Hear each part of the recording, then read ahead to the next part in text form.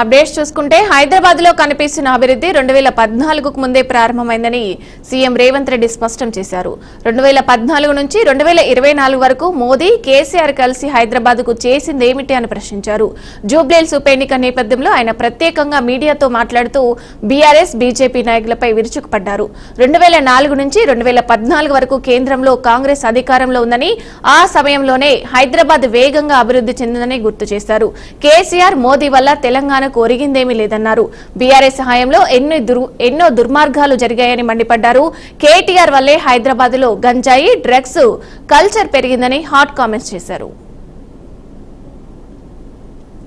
హైదరాబాద్ నగర అభివృద్ధి, హైదరాబాద్ నగరం ఏ విధంగా గ్రోత్ ఇంజన్గా ముందుకు సాగిందో 2014 నుంచి 2024 వరకు బీఆర్ఎస్ బీజేపీ ప్రభుత్వాలు తీసుకున్న నిర్ణయాలు, చేసిన అభివృద్ధి ఏంటి అనేది పోల్చి చూసి అంచనా వేసి ఈరోజు మీరు ఓటు వేయాల్సిందిగా నేను ఓటర్లకు విజ్ఞప్తి చేస్తున్నా.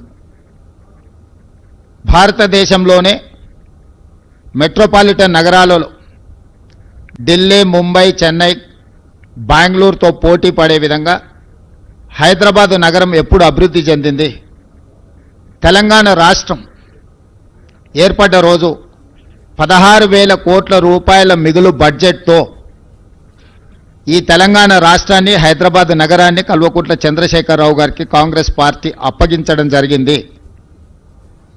69,000 కోట్ల రూపాయల అప్పుతో 16,000 కోట్ల రూపాయల మిగులు బడ్జెట్తో తెలంగాణ రాష్ట్రాన్ని చంద్రశేఖరరావు గారికి అప్పజెప్తే 2014 నుంచి 2024 మాకు అప్పజెప్పే సమయానికి 8,11,000 కోట్ల రూపాయల అప్పుతో మాకు వారు రాష్ట్రాన్ని అప్పగించడం జరిగింది.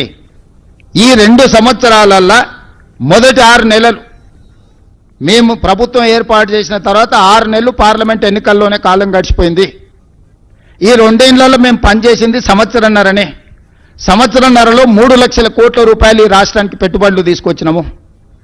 ఇవాళ గ్లోబల్ కేపబిలిటీ సెంటర్స్ కానీ, డేటా సెంటర్స్ కానీ, మిగతా ఇన్ఫ్రాస్ట్రక్చర్లో వేలాది కోట్ల రూపాయల పెట్టుబడులు తీసుకొచ్చి నగర విస్తరణ కోసం మేము ప్రణాళికలు చేస్తున్నాము.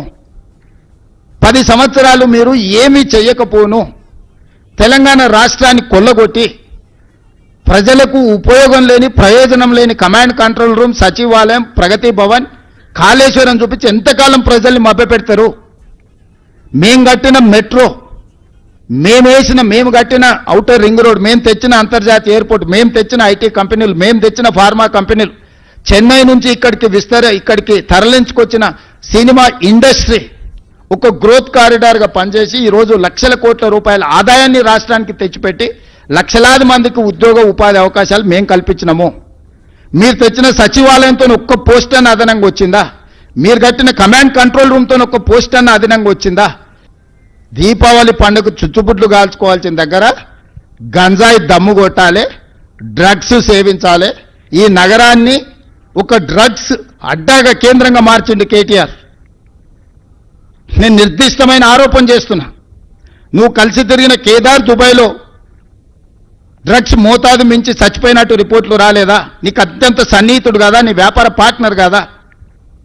నీ బావమరిది ఫామ్ హౌస్లో దొరికిన వాడు డ్రగ్స్ కొకైన్ తీసుకొని దొరికింది నిజం కాదా?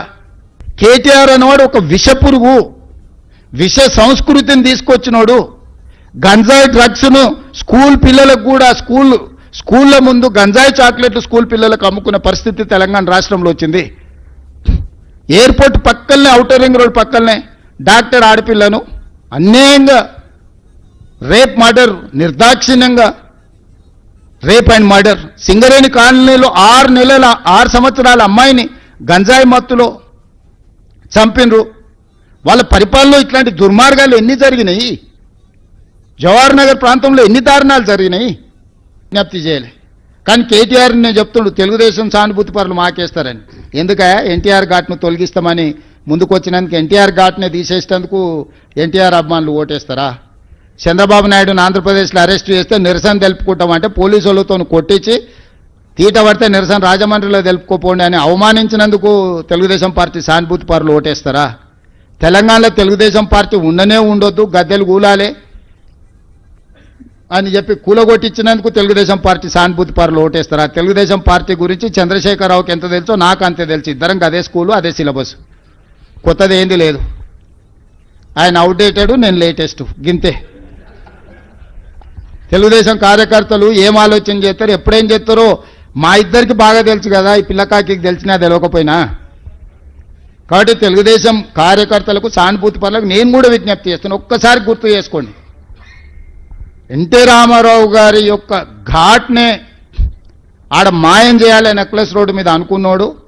చంద్రబాబు నాయుడును అరెస్టు చేసినప్పుడు ప్రజాస్వామిక ప్రాథమిక హక్కు నిరసన తెలుపుకోవడానికి అవకాశం ఇవ్వనోడు ఈరోజు తెలుగుదేశం పార్టీ సానుభూతి ఓట్ల కోసం అర్రులు జాస్తుండంటే మీరు ఒకవేళ వాళ్ళని మర్చిపోయి క్షమిస్తే పాముకు పాలు పోసినట్టు కాదా? ఈ పాము మిమ్మల్నే కరుస్తుందా లేదా? మీరు ఒక్కసారి ఆలోచించండి.